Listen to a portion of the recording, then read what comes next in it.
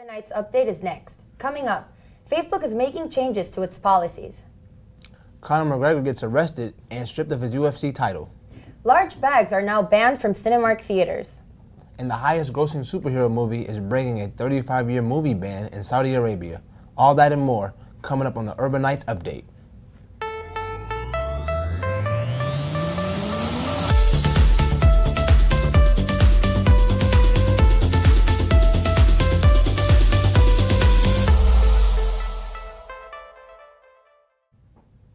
Good evening, I'm Christian Carter, and joining me is the lovely Athena Smith. Facebook has brought out another set of changes to its platform on Friday. The company will now show who paid for a political ad. It will also require verification of the identity and location of someone who wants to run a political ad.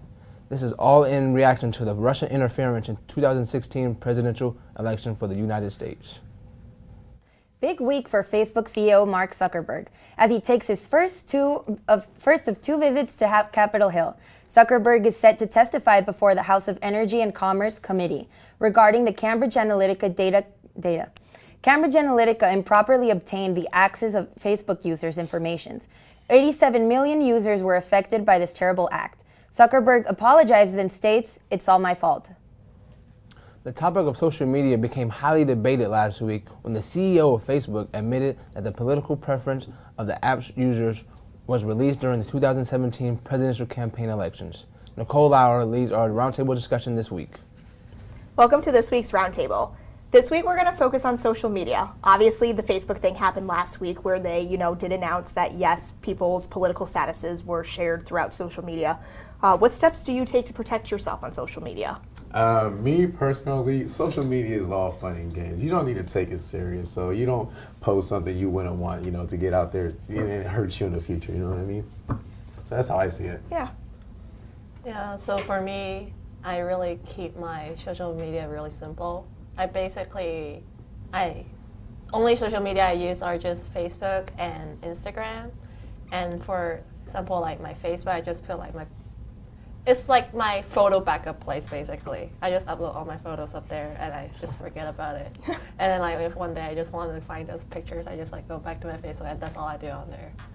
Yeah. Okay. Wow, never thought of it like that, but for me, I have two accounts. One professional, one as for just my friends, and I have both of them as private, so you have to ask for me to let you follow me, so that way I know that I'm safe posting. Well, when I'm on my professional one, it's I post different stuff, obviously, and that's how I, keep private towards my personal life. So obviously I'm, the only parent out of our group right here. I've been seeing a lot more parents lately not posting photos of their children on social media to kind of protect their children's privacy.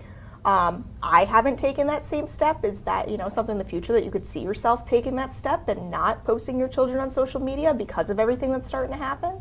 I have a nephew, and I rarely post them, but then when I do post them, it's nothing serious. I don't worry about people screenshotting them and stealing this picture. You do hear stories about that. It's kind of creepy, like with a random person, just Absolutely. Screenshot a picture and call it their own kid, and it's weird, but I keep it plain and simple. Picture here and there, that's it. Okay. Nikki? Yeah, for me, I actually have a lot of friends that have kids, and some of them even have more than one kid. I don't know if it's because of different cultural background, because most of my friends are maybe Chinese, Asians. So what they love to do, since my friends are basically around my age, late 20s, early 30s, they love posting pictures of their kids on social media, everywhere. So I basically just see them over the place, all over. Overload of kids on your Facebook page. Andrew? That it goes back to what I said. If you keep your stuff private, your friends aren't going to be screenshotted and put it on another site or do something dumb with the picture. So Absolutely. I think that's the first step in what people should do. Stop worrying about the followers and having anyone follow you, whoever you want, because that's how it all starts. Okay, now to wrap up roundtable, higher up officials. President Trump's known for his Twitter rants. What are your feelings on higher up officials in social media? Should they be held to a higher standard than regular people? I'm gonna go with Andrew. You gotta have a professional account. You gotta have your own personal one. So whatever you post on your professional is what you want.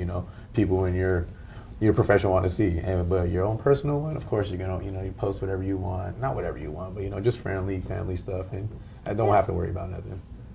Yeah, I think for using the example of President Trump is really kind of crazy to see how he posts all those tweets on the internet, especially sometimes you can see him post like middle of the night, like maybe 2 a.m. or something like that. Yeah, like what are you doing up? Yeah, so I think he's free to do whatever he wants on like Twitter, say whatever he wants, but then I think as he is the current president, I think it's for unprofessional to do that. So maybe he can just like go ahead and have like separate accounts. So for myself, like my only professional account is my LinkedIn. So things I do there is basically all work related, jobs related. So I won't do like post what I ate for breakfast there, things like that. Absolutely. Yeah, I definitely Trump. Yeah, he shouldn't like be putting his personal stuff on his account because he's got all these followers that are gonna screenshot it and do all this other stuff to his thing. So he needs to keep it professional, and like having the professional and the family personal account to yourself. Okay. Well, I mean, that's all the time we have for Roundtable today, but I definitely appreciate y'all's takes on, you know, social media and how you would protect yourself and your views on everything. So back to you. Thank you, Nicole. It is interesting to see how everyone is taking steps to protect their information and personal data on social media. Majority of college students all over the country would be able to tell you their story on how they struggled during their college journey. But how many can tell you how they got out of that struggle? Kanaeva Bukhari can tell you on how he did it. Dante Williams, pick up the story. Most people know the struggles of being a college student that is having trouble supporting themselves financially, but some have it worse than others. Kanaeva Bukhari shared his story with us. I was done. Well, I thought I was going to be done with the academy because I couldn't afford it. So I had to go to SS City because I wanted to be able to keep the dream alive and be able to still be able to go to the academy. Yeah, I was just sleeping in my car occasionally. Really wasn't that bad. It was kind of honestly very adventurous, but there's times when it got pretty depressing. It messed with my head, especially when it came to soccer and school. Yeah, it messed with my head a lot, actually. I used to go into the car, kind of put my head right here, kind of just cross my arms like this and go to sleep. Working in DJ really helped me get out of that situation because I was able to save up and potentially have enough money to get an apartment. I prayed hard on it. I was working, but at the same time, like, my job previously before then wasn't really trusting me with certain hours, so I couldn't really work all that much, and plus school was really, really getting hard, so I needed something to help me with the weekends. And I mean, I was DJing at the time, so I wanted to keep my weekends free. And then I noticed I was DJing damn near every weekend. They like really liked me, so they're booking me. So I just, every time I got the money, I just kept putting away, till I got, you know, enough money to put down for a down payment for an apartment with someone else. Kanaeva made it through, so he wants to share how other people can do it too.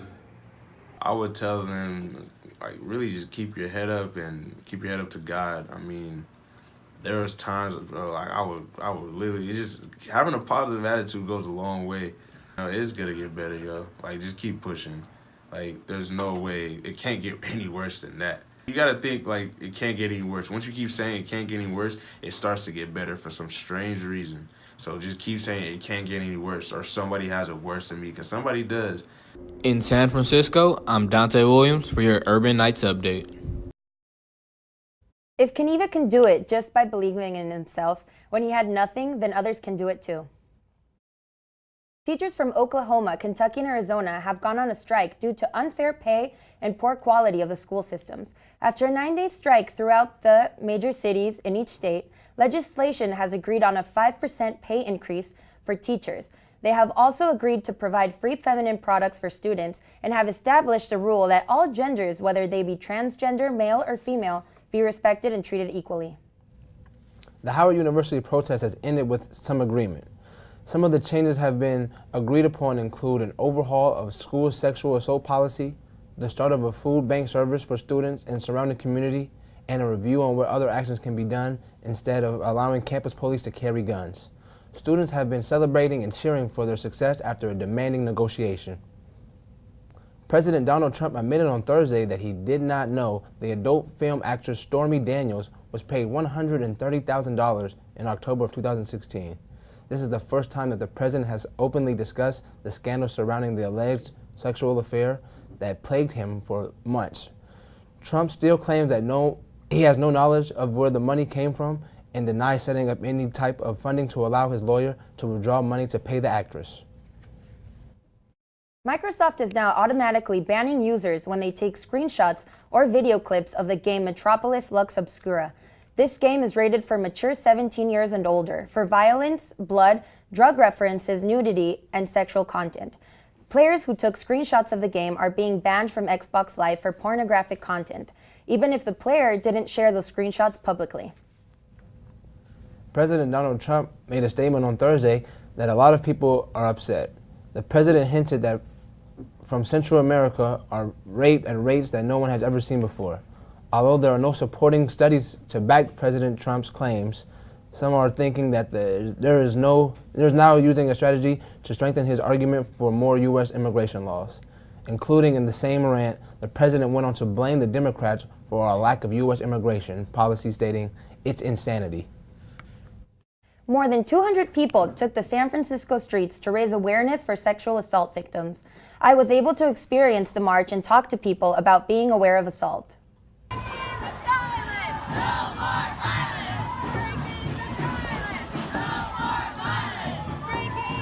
With San Francisco being the birthplace to many rights movements, and as part of Sexual Assault Awareness Month, SF4 organization has been making a walk for the past 13 years to end rape.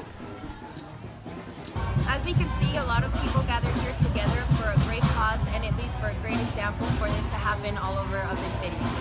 SF4 provides resources, support, advocacy, and education to strengthen individuals. They believe that no single entity alone can stop the epidemic of sexual assault, but by responding as a whole community, we each bring our piece of the solution. San Francisco Women Against Rape was founded in 1973 and has a long history of powerful individuals who have used courage and strength to break the silence around rape and sexual assault. I think these kind of marches are really important for everybody because we coming with a new generation, we have younger kids coming, and I think doing things like this will make people aware of the culture we live in, the social norms that we created throughout years. The walk included a meet and greet breakfast, poster making, live performances, and a lot of onlookers curious about the walk. It's important to raise awareness around sexual assault because research has shown that 1 in 4 women and 1 in 11 men will be raped in their lifetime, and less than 20% of that are reported to the police. Society, for some reason, people don't talk about issues like rape and violence against women enough, and it's really bad because when we create a culture like this, people don't feel comfortable speaking out when acts of violence happen to them, and that's the worst, and those people are really in dark places, and they need to know that they have allies. Around 200 people showed up for the cause and did a 2.2-mile walk around the Mission neighborhood. If you missed it and are interested to join the cause, visit sf4.org for more information. In San Francisco, I'm Athena Smith with your Urbanites Update. Well, that was an unforgettable experience and something that everyone should research and hopefully participate in next year's San Francisco Walk Against Rape. A bill to ban neo-Nazis failed to pass and now turned down in 36 seconds in the Tennessee legislature. It's the second time the bill failed to pass in the matter of a few weeks. If the bill passed, it would have state legislators completely shut down and denounce anything related to neo-Nazis, including the violent terrorism, xenophobic biases, and bigoted ideologies prompted by the group. A car accident in Mountain View caused a Tesla to explode, killing its driver. According to California Highway Patrol, the driver of the blue Tesla Model X lost control of his vehicle while traveling at freeway speeds. He then hit a barrier, causing the car to catch fire. The driver was identified as Wei Huang before being taken to Stanford Hospital and succumbing to his injuries. Tesla sent an employee over to investigate what caused the crash and the subsequent fire. An exposed battery was visible inside the car, leading experts to believe that this luxury vehicle may not as well be as luxurious as advertised. Apple faces a lawsuit over a heart rate technology used in Apple Watches in the Eastern District of Texas. Omni Metsky says they met with Apple in 2014 through 2016, but ultimately broke off discussions of a partnership and then introduced technology using its approach. No Apple representatives was able to comment on the situation. Believe it or not, the internet is clogging up the busy streets Traffic in the city is already as bad as it is, but rideshare apps such as Uber and Lyft might be the reason behind the heavy traffic jams. A study by a transportation expert shows that out of about 68,000 rideshare drivers in New York City, about 45% of them are driving with no passengers, taking up space that other drivers with passengers could be using instead. With the popularity of these ride-sharing apps, don't expect to see traffic going away anytime soon. A new policy has been recently issued by Cinemark. What is it and what do people think about it? Reporter Nikki Ma has more on the subject.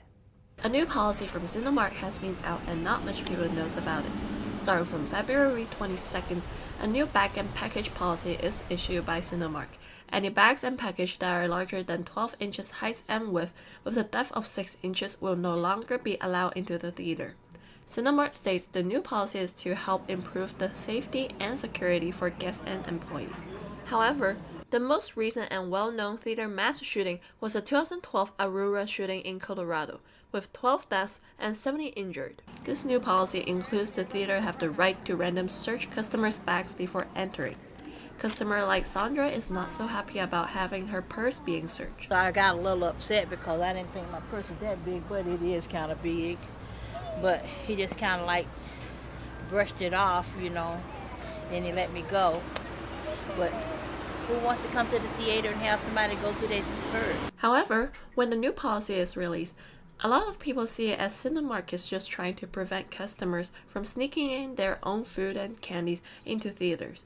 Customer John thinks if it is for safety reasons, bag search is not necessarily. I guess there's always a way to sneak food in, so I don't think they'll be able to get around that. Do I think they should have it, checking people's bags? I don't think that's that cool, no. Like if they were really worried about weapons, then maybe metal detectors or something like that, but I don't think it's cool. Although the bag search might have upset some customers, people still understand the reason behind it. Given the fact that they've had so many things going on in the theaters now with all the terrorists and whatever's going on and people shooting up with the guns and stuff, killing people over the last few years in the theaters, included in schools and everything. We got to take a first step somewhere. It's unfortunate that coming to the movie theater is becoming part of that precaution. This new policy is now effective in all Cinemark theaters, such as Century Theaters, CineArts, and XD. In Union City, I'm Nikki Ma for Urban Nights Update. Next time when you visit a Cinemark theater, remember to bring a smaller bag. The blockbuster Marvel film Black Panther is set to be released in Saudi Arabia. Black Panther will be the first film to be shown in the Muslim kingdom since the 1980s when the film was banned. The film will be shown in a luxurious cinema that was built inside a building that was originally supposed to be for a symphony concert hall. With 27% of the box office already coming from international markets, Black Panther intends to bring in more when they debut in Saudi Arabia on April 18th. Now let's toss it over to Brendan to see what's going on in the world for entertainment. What's up, guys? I'm Brendan Mocklin, and I've got some cool news. So, let's dive right in. The Cannes Film Festival has confirmed that Solo, a Star Wars story, will premiere at Cannes. This debut will be the third Star Wars film to be featured in the festival. The festival still is finalizing its competitive film roster, but organizers won't find a bigger film than this one. In this film, by Ron Howard, he brings together Han Solo, his faithful Chewbacca, the crooked Lando Calrissian, the Millennium Falcon, and of course, the droids. Let's take a look at what has many fans hyped.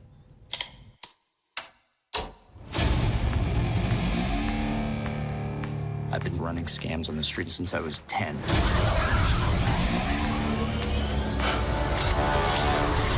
I was kicked out of the flight academy for having a mind of my own. I'm gonna be a pilot. best in the galaxy. Hey, kid. I'm putting together a crew.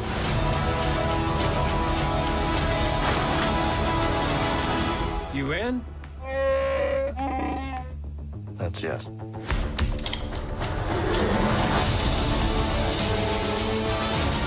I might be the only person. Who knows what you really are? What's that?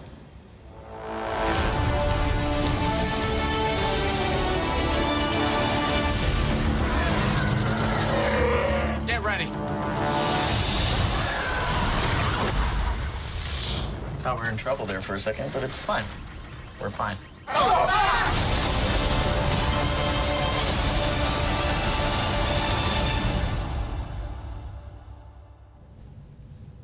Channing Tatum and Jenna Dewan Tatum have decided to call it quits after a marriage of nearly 9 years.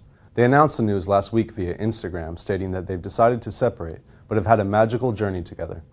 They continue to say that there are no secrets nor salacious events, just two best friends realizing it's time to take some space. The couple are parents to a 4-year-old Everly, who they claim will always be their #1 priority. Channing and Jenna met on the set of Step Up in 2006 and got hitched in Malibu in 2009. Farewell to a lovely couple. After purchasing a stunning Los Angeles compound last year, Jay-Z and Beyonce have decided to add to their massive property. To lay the roots down on the West Coast, they purchased a 2-acre property that reportedly cost them $88 million. With 30,000 square feet of living space for the couple and their kids, they planned an addition of a 2-story parking structure and garage that will feature space for 10 cars. These additions are not only for luxury, but also for security. Just like the bulletproof windows throughout the home, we'll have to wait and see the final product. For now, the couple are on the move as they are on their On the Run tour. Prince Harry and Meghan have asked their supporters to donate to charity as their wedding gift. Via a press release from Kensington Palace, Prince Harry and Mrs. Meghan Markle are incredibly grateful for the goodwill shown to them since the announcement of their engagement, and are keen that as many people as possible benefit from this generosity of spirit. The couple have therefore asked that anyone who might wish to mark the occasion considers making a donation to a charity rather than sending a wedding gift. The couple has chosen 7 different organizations, which they believe do a good job of mirroring their shared values. Some of the organizations include Children's HIV Association and Crisis. That'll do it for this segment of entertainment news. Now back to you guys. Motivational speaker Tony Robbins has apologized after critical comments about the Me Too movement on a video that went viral. It came up on one of his self-help events in San Jose, California, when he said that sexual harassment victims were making themselves significant by making somebody else wrong. He then connected a story about a powerful man not hiring a woman because she was considered attractive. Then on a Facebook post on Sunday, he said that he fully supports the Me Too movement and needs to be a part of the solution. Could Indiana Jones be played by a woman? Director Steven Spielberg hinted in an interview that this may be a possibility. We would have to change the name from Jones to Joan, and there would be nothing wrong with that. The 5th installment of this series is set to be released in 2020. Whether or not Harrison Ford will continue to reprise his role as Indiana Jones continues to remain a mystery. For League of Legends player Yi Liang-ping, also known as Double Lift, has helped his team with the North American League Championship Series Spring Split Final in Miami this past Sunday. Having his mother being stabbed to death by his brother and father seriously wounded, Double Lift finds comfort in what he does best. After the victory, Double Lift proudly shared his joy on Twitter, telling his fans that he is slowly recovering from this family tragedy. Golf is an expensive game, but Andrew Liao has information on ways to make it more cheaper for the youth.